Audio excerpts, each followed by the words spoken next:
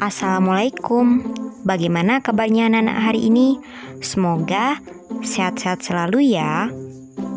Sebelum pembelajaran dimulai, marilah kita berdoa terlebih dahulu agar pembelajaran kali ini berjalan dengan lancar dan mendapat ilmu yang bermanfaat. Berdoa dimulai. Selesai. Pastikan kalian sudah mempersiapkan buku tulis, ballpoint untuk mencatat materi yang penting. Anak-anak, silahkan kalian menyimak materi dengan cermat agar kalian bisa menjawab pertanyaan yang telah Ibu berikan. Bab 2 KD 3.2 menelaah makna, kedudukan, dan fungsi Undang-Undang Dasar Negara Republik Indonesia tahun 1945 serta peraturan perundang-undang lainnya dalam sistem hukum nasional. Materi B. Kedudukan dan fungsi Undang-Undang Dasar Negara Republik Indonesia tahun 1945. C. Peraturan perundang-undangan dalam sistem hukum nasional. B. Kedudukan dan fungsi Undang-Undang Dasar Negara Republik Indonesia tahun 1945. Menurut kalian, Undang-Undang Dasar penting tidak bagi bangsa Indonesia? Ayo. Ya, tepat sekali jawaban kalian. Sangat penting. Undang-Undang Dasar diperlukan untuk mengatur jalannya pemerintahan. Jika suatu negara tidak memiliki Undang-Undang Dasar, dapat dipastikan akan terjadinya penindasan terhadap hak asasi manusia. Hal-hal yang menjadi alasan sehingga suatu negara memiliki Undang-Undang Dasar: pertama, adanya kehendak para warga negara yang bersangkutan agar terjamin hak-haknya dan bertujuan untuk mengatasi tindakan-tindakan para penguasa negara tersebut. Kedua, adanya kehendak dari penguasa negara dan atau rakyatnya untuk menjamin agar terjadinya pola atau sistem tertentu atas pemerintahan negara. Ketiga, adanya kehendak para pembentuk negara baru tersebut agar terdapat kepastian tentang cara penyelenggaraan ketatanegaraan. Dan yang terakhir, keempat, adanya kehendak dari beberapa negara yang pada mulanya berdiri sendiri untuk menjalin kerjasama. Pernah nggak kalian mendengar hukum dasar? Dan pernah nggak kalian mendengar konstitusi? Apa sih hukum dasar? Apa sih konstitusi? Baik, di sini Ibu akan menjelaskan apa yang dimaksud sebagai hukum dasar dan apa yang dimaksud dengan konstitusi. Hukum dasar adalah aturan-aturan dasar yang dipakai sebagai landasan dan sumber bagi berlakunya suatu hukum.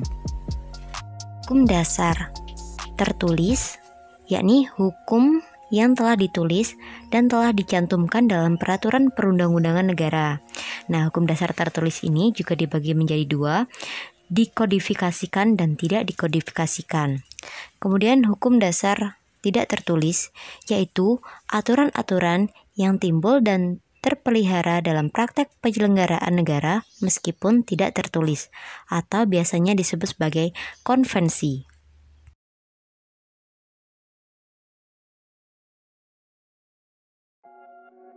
Contoh dari hukum dasar tertulis Undang-Undang Dasar Negara Republik Indonesia tahun 1945 merupakan sebagian dari hukum dasar tertulis.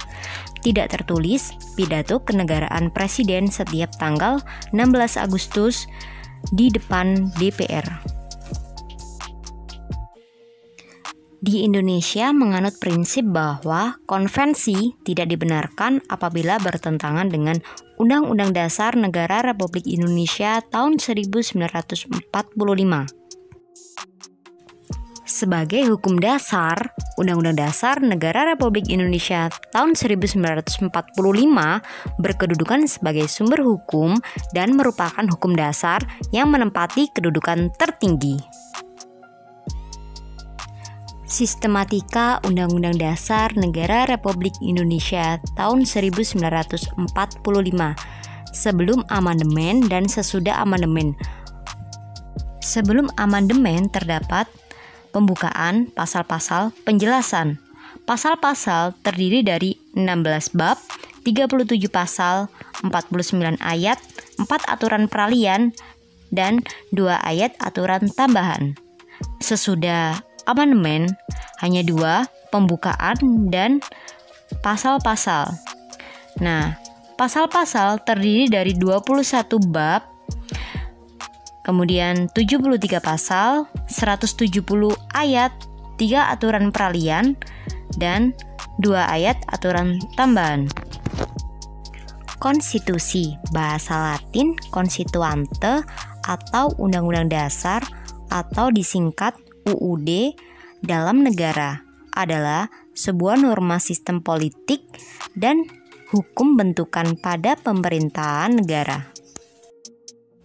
2. Sifat dan fungsi Undang-Undang Dasar Negara Republik Indonesia tahun 1945.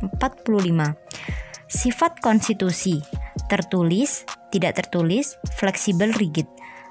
Konstitusi tertulis dalam satu naskah yang telah diratifikasi oleh lembaga legislatif. Tidak tertulis dalam satu naskah.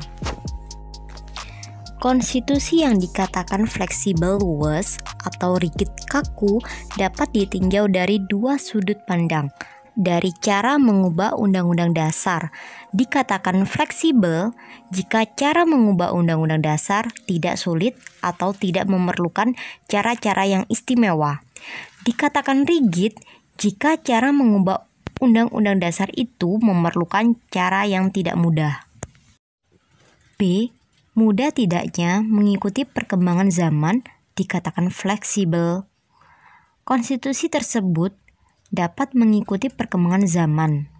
Dikatakan rigid, tidak dapat mengikuti perkembangan zaman. Sifat dari Undang-Undang Dasar Negara Republik Indonesia tahun 1945. Tertulis, suatu hukum yang mengikat pemerintah sebagai penyelenggara negara, singkat dan supel, memuat aturan pokok yang disesuaikan dengan perkembangan zaman, serta memuat hak asasi manusia. Memuat norma-norma, merupakan aturan norma yang berupa aturan hukum positif yang tertinggi.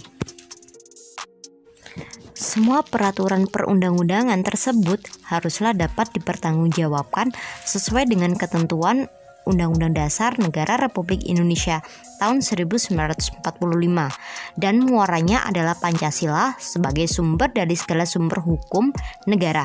Pasal 2 UU nomor 10 tahun 2004. Fungsi Undang-Undang Dasar Negara Republik Indonesia tahun 1945. A. Alat kontrol. Sebagai alat kontrol, apakah aturan hukum yang lebih rendah sesuai atau tidak dengan norma hukum yang lebih tinggi, yaitu Undang-Undang Dasar Negara Republik Indonesia tahun 1945. B. Pengatur. Pengatur bagaimana kekuasaan negara disusun, dibagi, dan dilaksanakan. C. Penentu. Sebagai penentu hak dan kewajiban negara, aparat negara, dan warga negara. C. Peraturan perundang-undangan dalam sistem hukum nasional. Oke, sebelum Ibu menjelaskan poin C, Ibu pengen bertanya kepada kalian. Apakah di sekolah terdapat tata tertib? Kalau iya, kalian masih ingatkah tata tertib apa saja yang ada di sekolah? Kehidupan dalam sekolah kalian dapat diibaratkan sama dengan kehidupan suatu negara. Keduanya memiliki peraturan. Kehidupan di sekolah diatur melalui tata tertib sekolah. Kehidupan dalam suatu negara diatur dalam konstitusi atau undang-undang dasar.